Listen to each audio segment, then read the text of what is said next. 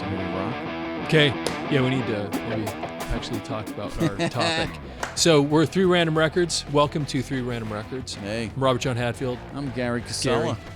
And we're here in the Thick and Mystic studio in St. George, Utah. And this is where we meet and talk about records. We have a massive record collection that we pick from and pick a few records and talk.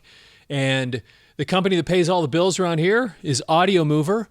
Audiomover.com is where you go if you have old audio videotapes, or if you know somebody that has old audio and videotapes.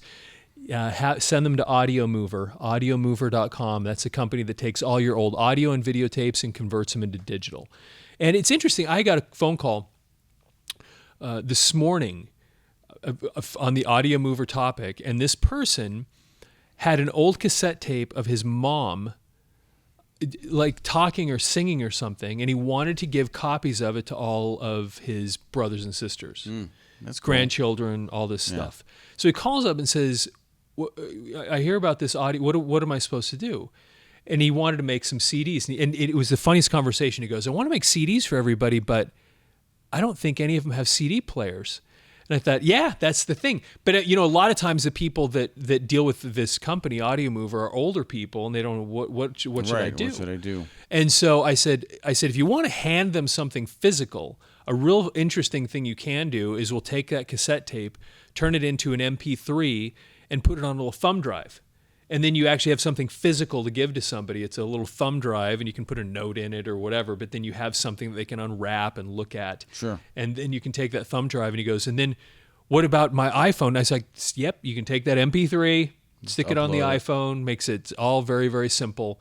So no, it's cool stuff, man. I mean, there's a lot of memories and stuff that we see in old photo or see in old film or right. music or someone's mom singing that may have passed or whatever. Yeah. Like how cool is that? Yeah, it's a very hand cool it stuff. off. Yeah. Yeah. We got Steve with us today, and Steve's mic'd up this time. What's up, Steve? It's true. They finally gave me a microphone. Yeah, because we do the fact check. If we get the fact checking, it's we always get the just goes fact check, quiet while we're listening. So we thought, let's get a microphone. We'll mic him up. He's bringing some good facts that might be interesting to everybody. So let's get our first record in here, and let's get rocking on this.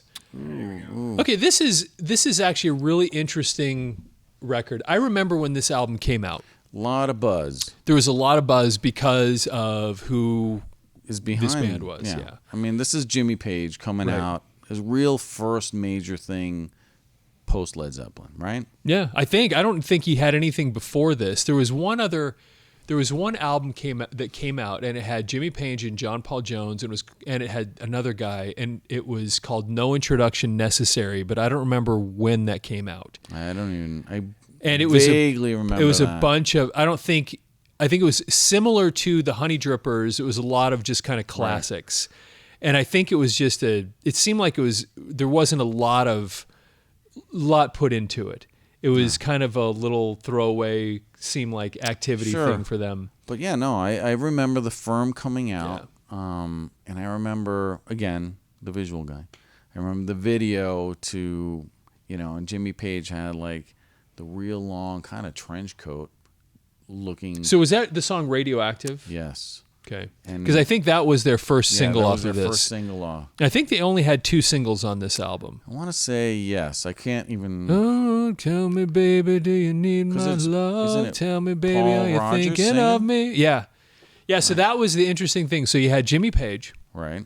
Of course, Led Zeppelin. Then you get Paul Rogers. From Bad Company. Who's from Bad Company. But before that was from Free. Yes. And he's the one that sang All Right Now. All right now, baby, it's all right now. And I remember when I first heard that tune, I had no idea. I just knew. I remember listening to this guy singing, going, that guy has so much soul. Yeah, no. I remember thinking that tune. I loved, oh my gosh, still, I have that song looping in my running list, in all of my songs. That tune, there she stood in the street. Oh my gosh, I love those lyrics. No, Paul Rogers, he was such a great singer. Great singer. I love a lot of Bad Company stuff. Yeah. He was great. Yeah. What I didn't realize is Bad Company was kind of a super group.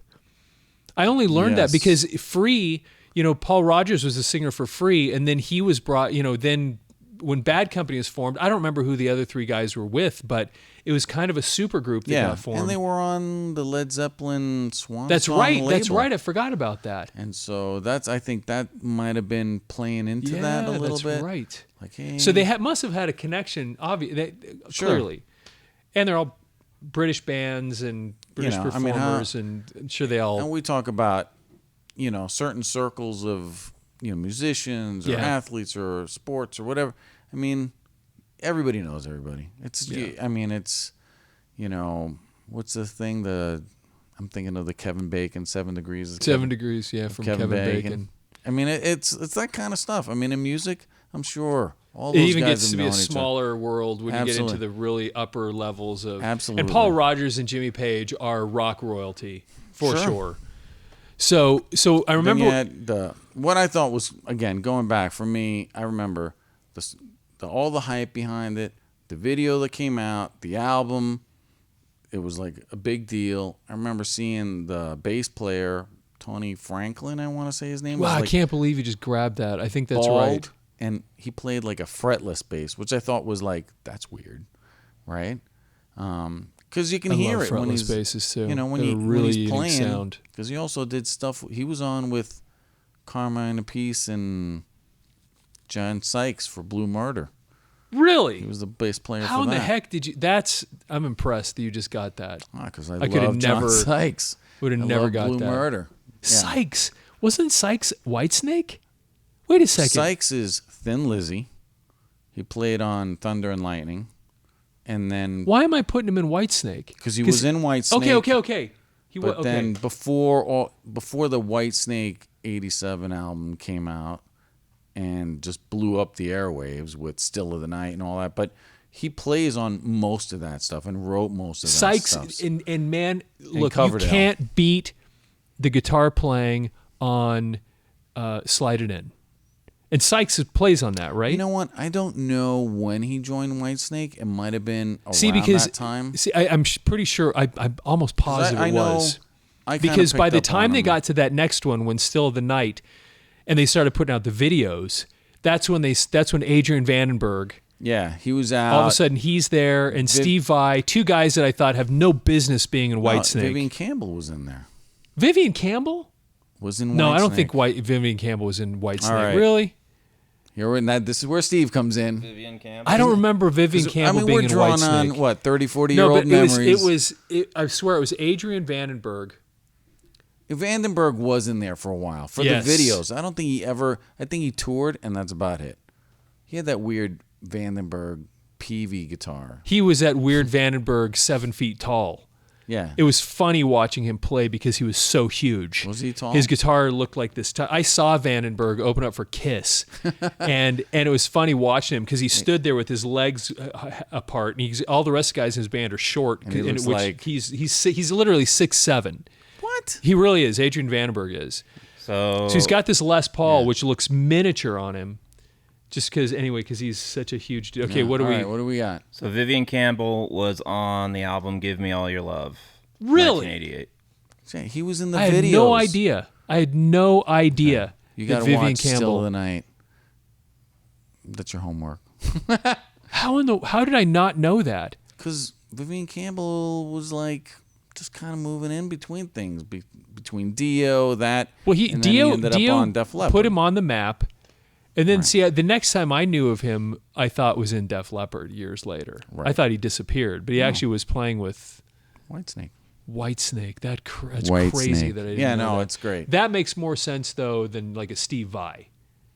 Yes. I thought Steve Vai made no sense in Whitesnake. No. They're a blues band. Yeah. No. Steve Vai does true. not belong in there. That was weird, man. It That was that weird. was like publicity stunt. And I can't remember stuff. Yeah. Steve Vai, David Lee Roth makes a for lot sure. more sense. Not Whitesnake. So okay. All right. Back to the firm. How'd we go down that rabbit hole? Because I said, because I went Firm, Tony Franklin, Blue Murder, John Sykes, Whitesnake, Vivian Campbell. There you go. People are like, what the hell? How do you guys do that? But we're back. Back to the firm. Back to the firm. So I remember when I first saw this album cover.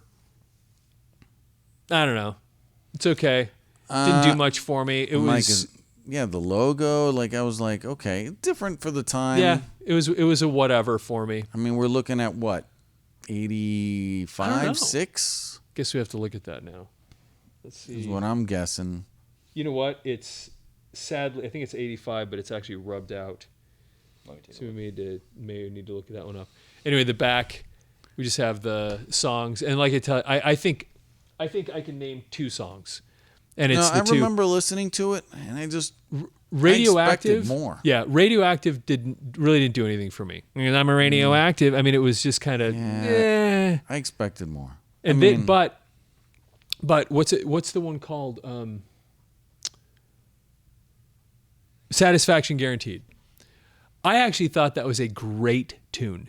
That's the one I was singing a second ago. The rest of the album, I think I played it, maybe listened to it once, and I couldn't remember anything else. I thought Radioactive was just an average song, and Satisfaction Guaranteed was lost that a love and great feeling. Is that the Isley Brothers? Righteous Brothers. Let's look. Let's look if I mean I can.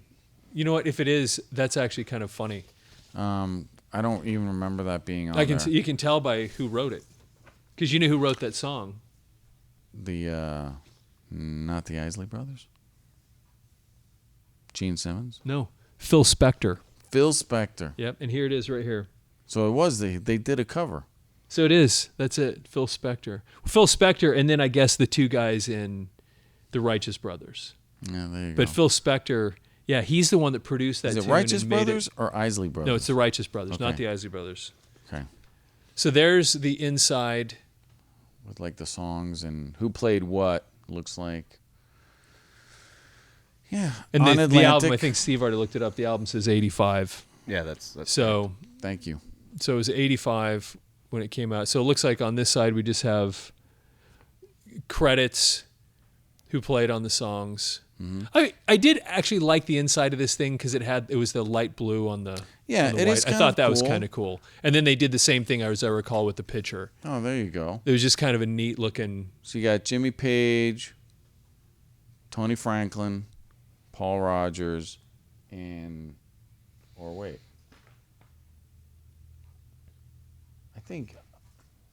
I can't. Yeah, and tell all you this stuff was either written who. by Jimmy Page and Paul and Page and Rogers, or just Rogers. Oh, interesting. Radioactive was just written by Paul Rogers. Wasn't Jimmy Page was not given writing credit. But so there's the typical Atlantic. Right, but see what's thing. cool about that is turn it around. Look at the inner piece. But the inside here, that right there, which is what we see on some records, and that is pretty cool. You got the logo like that. On the inside. Because we've seen that on a few albums, like Iron Maiden had one like that. Who else did we see had that? There's a few different bands that we've seen that. Where it has one thing on one side, one thing on the other. Yeah, of course we had the one with Styx. Yes. That had the just black. So. No, that is pretty cool. I'm thinking that's Tony Franklin, and the bald guy's the drummer. Is that right? I could be wrong. You know what, man? I don't remember this. I think you're right. I think you're right about that.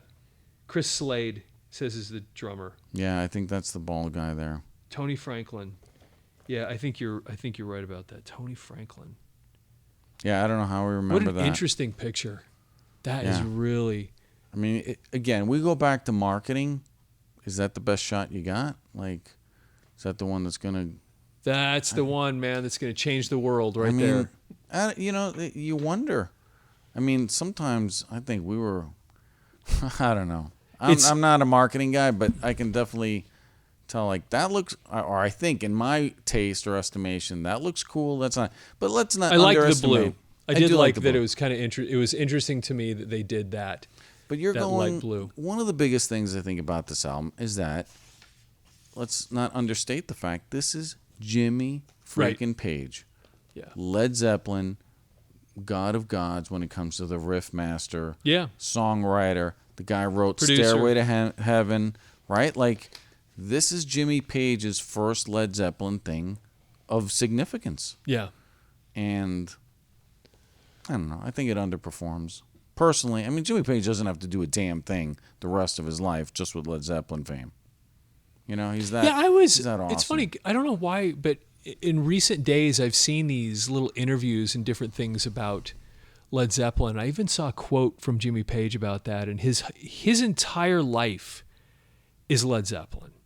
It's like everything else that he's done has just been goofing off. Yeah. Because all of his energy, everything he ever really, really worked towards, and everything since, his entire life really is. Well, he capitalized. Led Zeppelin. I mean, what kind of life is it that you hit all your marks, checked all your boxes, toured the world? Yeah. And you're not even like middle-aged, maybe, you know, that you're like, okay, so, hey, I think he's more than welcome to rest on his laurels and basically be like, yeah. I mean, I've seen that documentary that's got him, The Edge. Have you seen that one? Oh, yeah. Jack White? Yeah, it's Going to Get Loud, or I think is what it's called. It's pretty cool. It's an awesome, yeah, and Jack White. I mean, that's pretty cool. When Jimmy Page starts playing, I can't even remember what song, but you can tell, I'm getting goosebumps, but you can tell, like, Jack White and The Edge, I mean, they're sitting there in awe, kind of like shitting their pants, going like, this is freaking Jimmy Page playing whatever it was, the song that he just is like playing Cashmere I was or gonna whatever. say, doesn't he I do think it was Cashmere in there, I think? And they were just like, holy shit. Like, this is Jimmy freaking Page playing Cashmere right in front of our eyes. And nobody plays it like him. You can go to any cover band or whatever. Nobody plays Cashmere. This is the man himself playing it. Like, it's pretty cool. So does he have to do anything else? Nah. Hey, I'll put this band together, The Firm, which we talked about off camera. I really like the stuff he did with Coverdale, David Coverdale from Whitesnake, we were just talking about. They had Coverdale Page, right, which got a lot of bad reviews, but I thought that was a way stronger effort than this. But I think the press, it really didn't get a lot of, sales, I think, in my opinion, because it was so Zeppelin-esque. But come on, David Coverdale is a blues singer. So is Robert Plant. There's going to be comparisons. Mm-hmm. I think that's a stronger effort than this, but this was a pretty big deal when it first came out. It was a big deal, and it sold. I'm sure it sold a lot of records. And then they had another. I think they had another one. They had a second album. I think they had a second one that didn't do anything at all. Yeah, we definitely don't have that one in the store. I do not think I own that album. Do we know how and many I barely sold, own this one. Steve, fact check. How many albums? The Firm, the first album. Yeah. I'm gonna guess it's got to be. You know what? It's not going to be that many. It's going to be 2 million at most. I was going to say, just on Jimmy Page factor alone. That's why. I'll it's go the Jimmy Page 2.5. factor. Besides that, I think everybody probably went, saw him on tour, and was like, okay. But I think you're right. I think Jimmy's, I mean, they did that acoustic thing with Robert Plant when they kind of got together.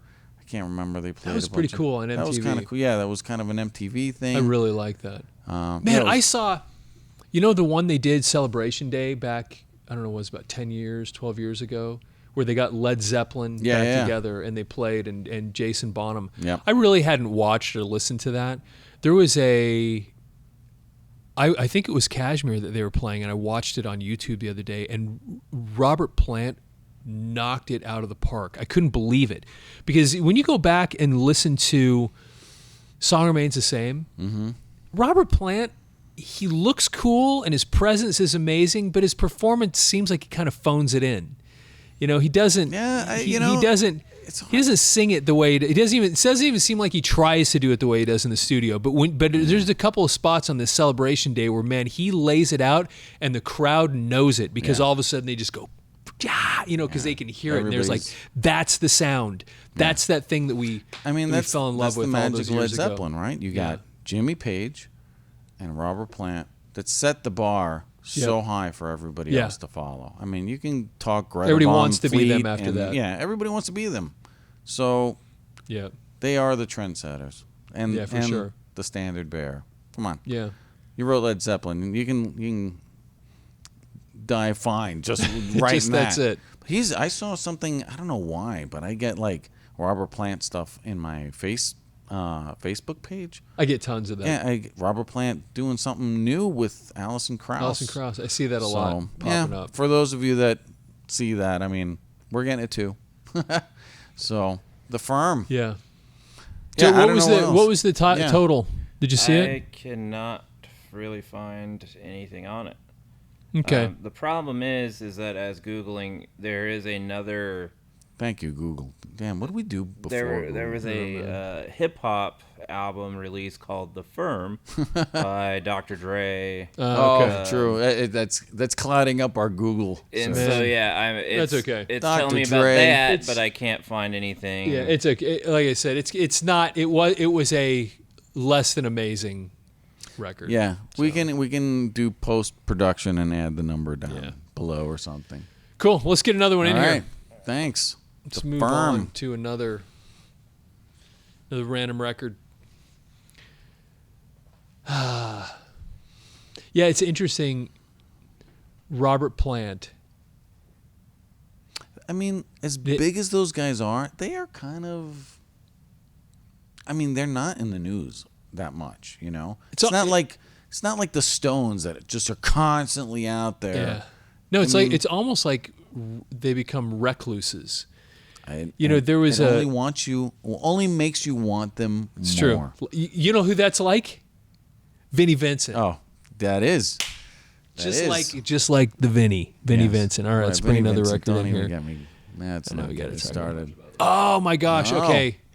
This one is one of the coolest pop albums of the 80s. Okay. And even if you've never heard of this band, you've probably heard the one song. You've at least heard the one song. And it's funny because I think I've told you I used to play in this wedding band like 10 years ago.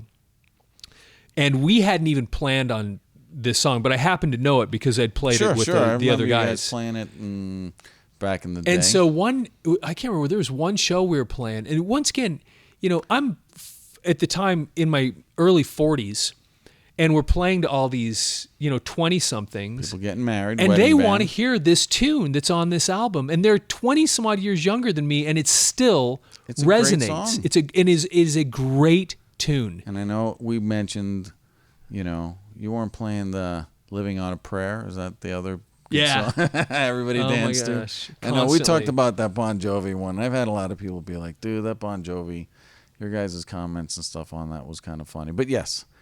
I'll digress. This was the Outfield. This song, the Outfield-Play Deep, and the song, of course, is Your Love, and everyone knows Josie's on a vacation far away. Come around and talk. I could grab a guitar. I could play that right now, and sing it. And it was a great tune. But then they actually had several hits on this album, because there was the oh yeah, you got me all screwed up. So much I can't turn around, and I've been running around with some What I thought was awesome. Say It Isn't So, that's what it's called. Say It Isn't So, tell me I'm the only one. That's the first song on the album. Second song on the album is Your Love. So those are two hits, first two songs on the album. Great.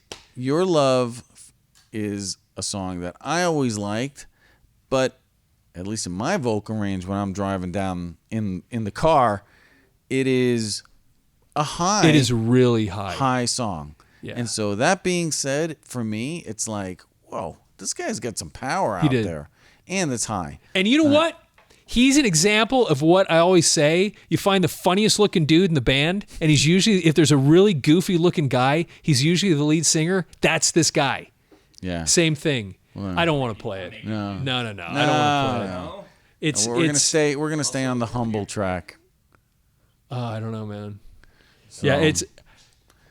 I have played that tune so many times, and I would embarrass myself if I tried to sing it right now. But I know the first note. It's an E, bam, on the A string. Get up to that whatever 9th fret, and play. That's the chord that it starts on.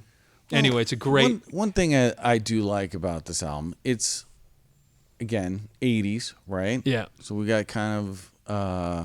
In an 80s theme going with the Firm and Outfield so far. But this is kind of cool artwork for an album cover. It was pretty cool. You're right. I'm looking at it. It's kind of like a face. It's kind of, we talked recently about Duran Duran and the art and the things. And I mean, art and music and stuff kind of all kind of combining, because that song was on MTV all the time. The MTV influence putting that visual and the music all together. I mean, again, I totally was hooked. I want my MTV for sure. And these guys actually had videos that were okay. They were okay. And the brains behind this band was the guitar player. I don't know the guy's name, but he wrote all the music. He actually sang lead in parts of a couple of tunes on this album. And so he's the one that kind of wrote all these tunes, and what was so great about these songs also was the harmonies that they did. Sure. They were filled with harmonies between the singer, who actually I think he just died recently, if I'm not mistaken. I think maybe I shouldn't say it, but I'm pretty sure that he did. Yes, I know he did, because on Facebook like a year ago it was announced that the singer for the Outfield. I want to again. But he was this short little British dude with messed up teeth, and he's the front man. Yeah. And then you had this tall, actually relatively good-looking guy, they were the blonde two hair. main dudes, right? Yeah, and we'll flip it over. So they were a three-piece theoretically, but every time you'd see a music video, there'd be four of them. And you saw them live, they had to have that second guitar player. You just couldn't really do it. I mean, but a lot of bands do that, like the Cult, Nirvana. I mean, Nirvana had the one dude that's now part of Foo Fighters. But yes, I mean, they're all, and you can't play some of the stuff that you record. But yes, when you go live, so they're a three-piece. Yeah, they're not Geddy Lee 3. It's not Rush here. No, they actually bring in the other players musicians to supplement it.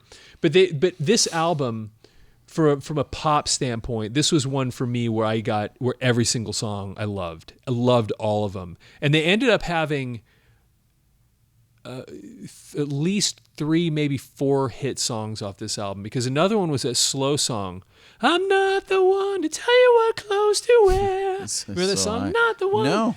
I don't know that song. I just know, like, Your Love, right? That's the popular one off here. Yeah. I mean, for me, again, during these years, dude, I was rocking. Pop was like a crossover if we went out to, like, some school thing or some get-together. You weren't cranking Black Sabbath or Led Zeppelin or Van Halen, right? So, yeah, you had the Outfield and, your In Excess and bands like that might be coming out. Though In Excess might have been a little bit later. But, yeah, I totally dig, because it's kind of almost like that cover is pretty cool. It is very cool. So, and it's all very classy and interesting, and the pictures on the back are cool. And you'll notice how he has part of his face covered up a little bit. Like I said, he's kind of an odd-looking guy. He's a short little British dude with this messed up teeth, and really, you should look up how many albums this one sold. I actually because did. I'm gonna guess. Yeah, so nice. I'm gonna guess that this has got to be up in the 5 million range. You think that high? I think it's that high because it was such a massive. Because, and I'll tell you here's why I'm saying that, because Your there was Love more was a than just massive hit. Your Love is a massive hit, but Say It Isn't So was a big hit. I think I Don't Need Her got some. I don't need her. That was another song. When you do that, every time you cry, I'm like, I cry just a little bit. Cry just a little bit. That was a big hit. 61 Seconds was not a hit. All the love in the world. Oh my gosh. I'll be sending you, girl. Dude. All the love. That was a hit. That was a hit song. Like on the radio? Or I'm sure All the Love was on the radio, yes. Talk to Me, I don't know if that one was it. Taking All My Chances. So the song Taking All My Chances. So John Spinks, this guy this is the guitar player. He actually, on Taking All My Chances, sang lead through part of the song. Okay. That's so, cool. So it was really cool because he had a great voice, but he also probably knew that it wasn't good enough to carry this stuff. Well, when you got so he gets this guy that can do the Sting type really high notes. Very true. I like your comparison to Sting, because Sting is one of those guys that it's really high. You don't realize it until you try to sing it. Yeah. As a singer, I have tried doing these. I can do Your Love on a really good day, but it's tough. Dude, and you don't realize how high it is, like you said, until you're trying to go, dude, that's whoa. And it's like the same thing with Sting. Roxanne, you don't have to turn on the red light. I mean, it's really, really high.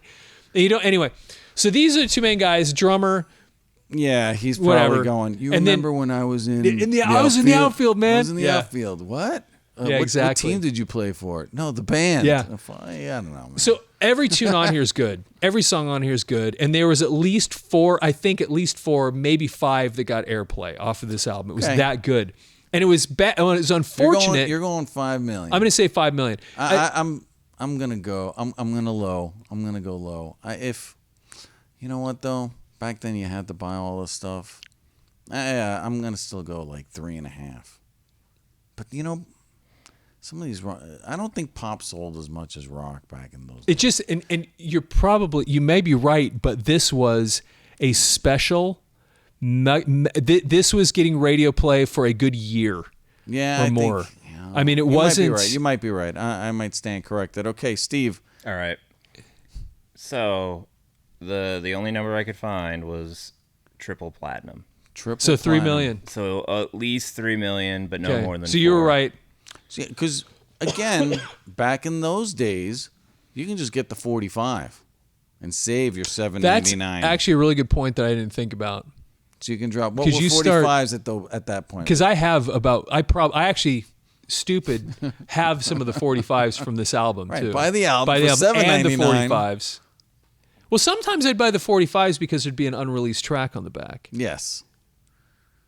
So I would do that. Okay, so there's the back cover. Great tunes, great songs, brilliant song. I mean, the dude wrote catchy tunes, but they were victims of the first album being too popular. Oh my gosh, there's no inner sleeve. There is an inner sleeve lost somewhere. Well, there's nothing to look at on the inside of this album, unfortunately, right now. I think there was a cool inner sleeve. Columbia, too. right? That's who they were with. Yeah, I think it had a cool inner sleeve, but apparently, I dig the artwork. it is cool artwork. If you can write one song, Your Love still gets played. The second album comes out, has this one, what I thought, I don't even remember what it was now, one great song, and had a couple of other okay tunes. But man, these guys were in and out. I mean, they were huge. I saw them opening up for Journey. They sucked. They were terrible. Terrible live. They were terrible live. Terrible. They didn't look like a band. They didn't act like a band. They sounded, the dude sang fine and whatever, but they were just like, dude, they are not ready for the big time. This is what and separates then they just sucked. The awesome bands from good bands. You can be a great songwriter, have a hit, massive hit song, but yet you're missing your live package. And in those days, you got to have the whole package.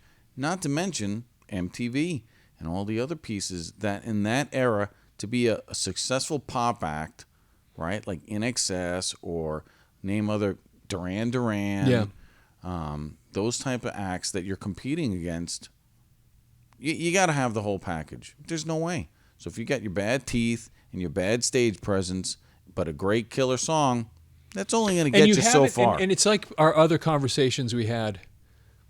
By the way, are all these cameras still going? I reset them already. Okay, cool. The thing that we've talked about this before, when you get too popular on that first album, you don't have the foundation. That's the sophomore jinx. And it was right? These guys. So they're nobodies. Then all of a sudden they have this massive album, and they're opening for Journey, playing arenas, and they had no business being there. Nobody knows who they are. I mean, they're huge, and but they're just not that. They're just, you get them in a stage in that setting, and you're like, you guys, you're just not ready for this setting. You haven't built that following. Yeah, and so I totally agree with that. That was the problem. These guys were not ready for prime time, and as a result, their next album had a couple of good tunes on it, but they were just gone. Yeah. And then I think they had 2 or 3 more albums after that, but who cares? Who knows? I don't think none of them probably even hit gold. Well, the second one I think probably hit gold, but after that, nothing like that. So anyway, but the inner sleeve is pretty cool. I don't know how it ended up getting lost, but if you and I sold 3 million albums, we'd be like, yeah, that was pretty cool. You know what? Right? That was a great ride. We're done. We're out of here. But it is what it is. Yeah, Outfield, good pick. Yeah, it's a great album. And if you haven't heard that song, look it up. Right, Your Love. Every song on that album is worth listening to. All right. And I know that's your opinion. They really are. And that one that Spink How many sings, of those I'm songs are on taking your all my running- chances. None. All right. I have to admit. None are on your None of running, them are on my running playlist. list. You know what? You're gonna add that. Taking whole all my album. chances by the Outfield should be. It actually is a really cool tune. Okay. I'm just saying. And as a matter of fact, I think it's in the key of E2. You have that damn Abominog song from that we covered in Uriah Heep from Halloween Too scared special. to run, too scared to run, too scared to That's just run crazy. away. That's just. But you don't have the Outfield. But I don't have the Outfield. Okay. It's freaking All right. What do we got pathetic, next? What do we man. got next? Okay, this is hilarious that we're even going to talk about this. Well, Oh. All right. look, I say it's funny partly because on principle I don't want to like him because I'm kind of a. And when this stuff came out, I was a metalhead and I hated this stuff just because he was supposed to. Yes, I think But let's be honest, the guy was a great songwriter. Say me. Dude, this guy has so many songs that are freaking amazing. Look, I'm with you, man. This is Lionel Richie, right? Most people probably know him as Nicole Richie's dad. See, I didn't know. You didn't know? Yeah. Paris Hilton, Nicole Richie, and I had no that idea. whole thing. Yeah, and she's been on a bunch of TV shows and All I things know like that. is But yeah. I think of Lionel Richie as the guy with the music video with the blind girl that does a bust of his head, and it's freaky. Have you seen that video? I don't know what Dude. I know Dude. Oh my gosh. I know you got to see this video. Dancing it's so... on the Ceiling. Is that on this? Oh, what a feeling when you're dancing on the ceiling.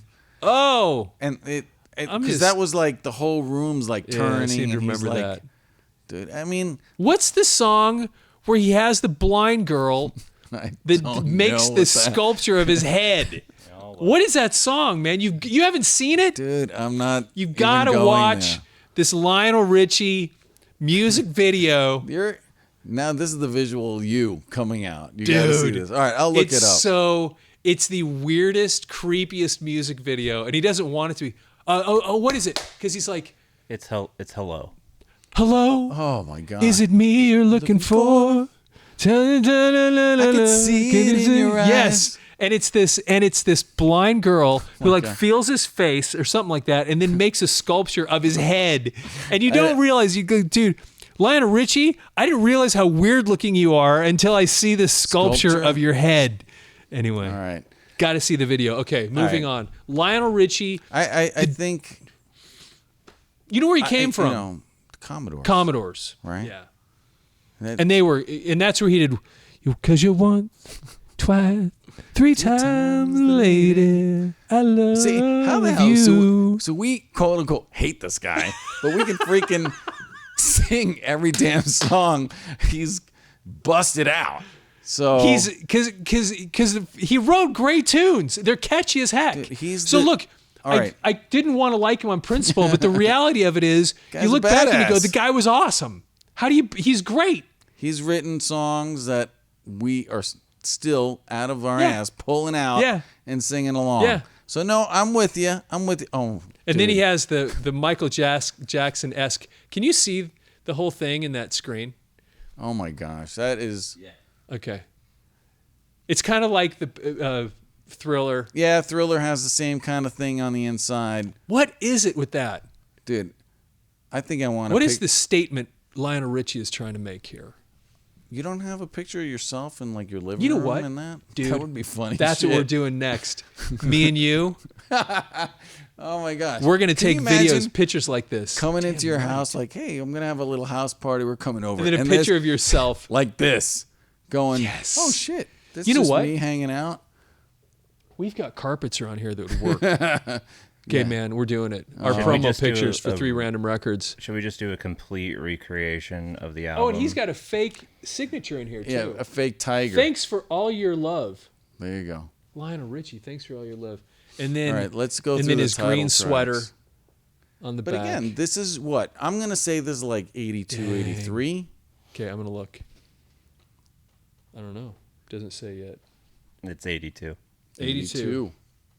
Okay, Yeah, but about here's the the problem. same time as like Beat It and Thriller came out at the same. Okay, all right, but so Hey. this album, this one's Lionel Richie. What is the name of this album? Is it just Lionel Richie? Yeah, this is his first album. This is his debut solo album. Okay, I'm going to list the tunes. I got to be honest, I don't know any of these. Serves You Right, Wandering Stranger, Tell Me, My Love, Round and Round, Truly. That was a hit, wasn't it? So you're asking. Truly might be. We You sang Are. every other hit song. You Mean More to Me. Just Put Some Love in Your Heart. I don't know any of those songs. None of them. Really? Isn't that funny? We sang every other hit that he had, and none of them are on this one? No, I don't know any of these tunes. Okay. So he's on Motown. Okay. Okay. Of course, he wrote all this stuff. Of course. All right, put that there. Throw the record there so people can see it. Let's see if any of these lyrics. Okay, the first verse of Serves You Right goes like this: La da da da ooh oh. Dude, I don't know how that one goes. That's a hit right there. That sounds like a hit. That's I'm a wandering stranger. Listen, let me tell you, Lionel Richie has probably sold millions. Hello.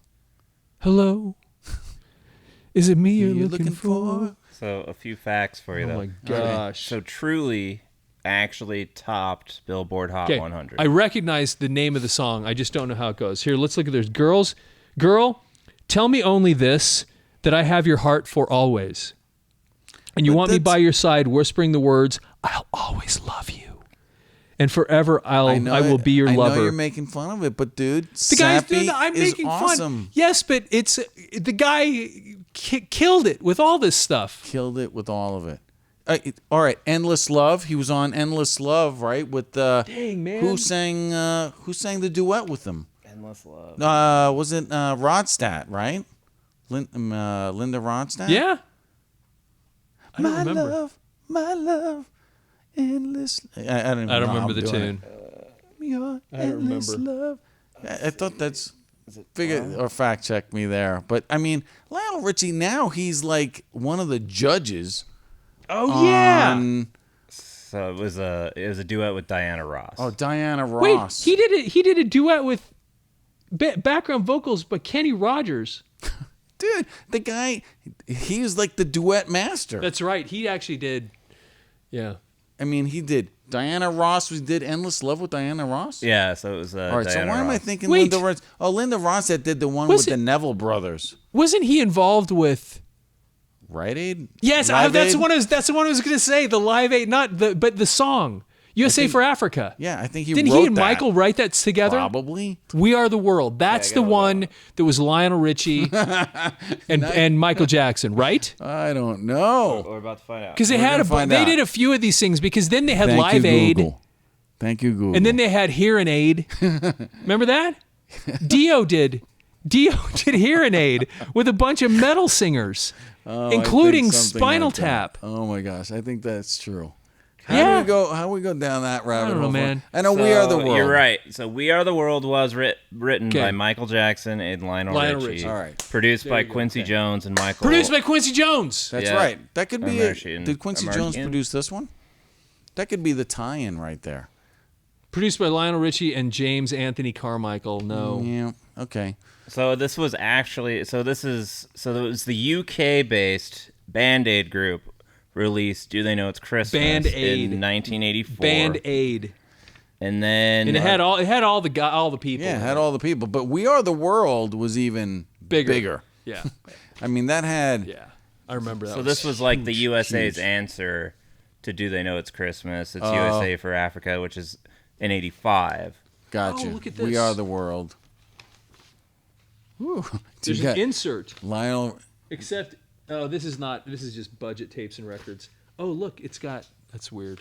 It's little stamps to get like a free record or something. Yeah, show that to the Isn't people. that kind of Check fun? it out. People selling So records. inside your records, But this wouldn't have been inside the record. You think This that is was like from- budget records in Denver, I think. like Like a you collect sleeve. stamps and you could get yourself a free record. And somebody must have been collecting their stamps. Somebody to meaning get themselves- you. No. Secretly saving up for more No. Lionel Richie. More Lionel Richie records. I think I don't know why I have this record. Honestly, I'm not sure where I Dude, got it. I still you're blowing my mind by you just whipped out that Geldof song. But you were thinking We Are the World. We Are the World obviously was a Lionel Richie and confirmed by Yeah. Steve Michael Jackson collaboration that sold 2 great songwriters. zillions 20 million copies Whoa. of just that song. Whoa. of just "We Are the World." Yeah, it was just 20 because million I don't copies. think I think it was just a million. song. Yeah, it was just a song, a single. 20 million.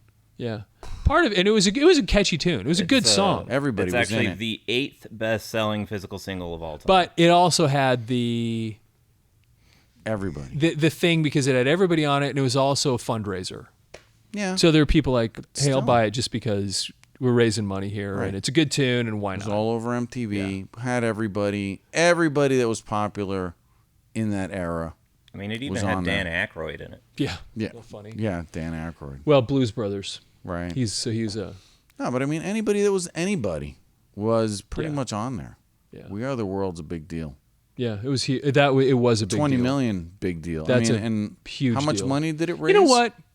And Bob Geldof, it's kind of I'm thinking about him because he is the one that was responsible for Live Aid. You had all these different people doing these fundraisers for Africa.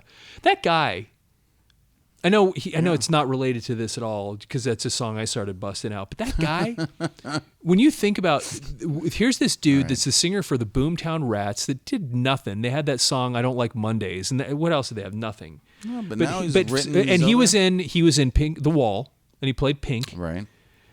But other than that, what'd this guy do? Other than change the frickin' world? I mean, because he just amazing what that guy single-handedly did when he really wasn't that special of a person. Well, maybe special You know? as an artist, but I think he might have had that genuine love or but it's art but form. when you compare to the two, move- for sure, to that's move what's the incredible masses. because you're sitting here looking at We Are the World, which is written by truly 2 of the biggest superstars on the planet. Without a doubt. And then Bob Geldof, who's really nobody. Let's be honest. You know, once again, he played Pink, and he had one decent song with the Boomtown Rats that didn't do that big. And yet he puts together that USA for Africa stuff. He puts together Live Aid. I mean, literally raises probably Okay, so billions of dollars. I think you have people that work in kind of a singular focus, like I can write this song, right? But then you have people that think in terms of the masses, or how can I move the needle and make a movement? And I think Geldof might be one of those people that For sure. his vision of what can happen. You're talking about Live Aid alone is something that's like, I mean, live throughout the world, one show, concerts going all over. I mean, that was a pretty big And we're deal. still talking about it. I mean, shoot, Queen, that whole Queen movie. Yep. The central part of that was the Live Aid performance. Show. Yeah. So, yeah. How does that tie into, Lionel Richie? It really doesn't. But Geldof. I was just comparing the yeah, fact 'cause that we- this we- guy is a superstar. You were thinking Christmas, because you're right. And thanks, Steve. Kind of doing those two, like the fundraising songs, because the one you sang, the Christmas one, was a fundraising song, right? Yep. Correct. And We Are the World was, as Steve pointed out, the kind of answer to that, the American version of that. And Lionel Richie and Michael Jackson, like you said, can you get any bigger? No, you can't. And 20 million, anybody sell? Like, I don't even, does Billie Eilish and today they get 20 million downloads? Like, Well, no way. getting back to what we said before, you can't even compare the Can't things compare because you said a physical download sales. They were You're physical talking once copies. again. Getting back to this, you buying a record, you're getting off your butt, you're getting in a car, you're driving somewhere. I mean, you've got the whole process. Not to mention the production. Like it wasn't even go on Amazon and I've order thought about something. this. So you talk about the process of going out to buy it, but 20 million copies, physical copies, at that point existed where people went, bought it, and picked it up off the shelf, scanned it, purchased it, paid their whatever it was. I mean, that's a big deal. Stored it in their basement, put it in a garage sale. Or whatever. But the point is that might be now.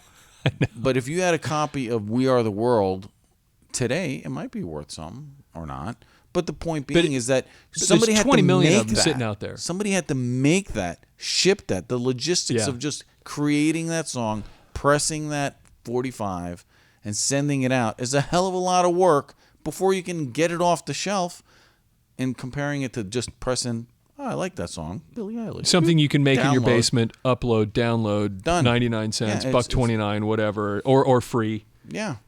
I mean, And there it's is a different big piece world. to it. Totally different thing. It's hard to Wow, compare the that's- two. Yeah. You can't compare yeah. them, really. Well, anyway, Lionel a- Richie.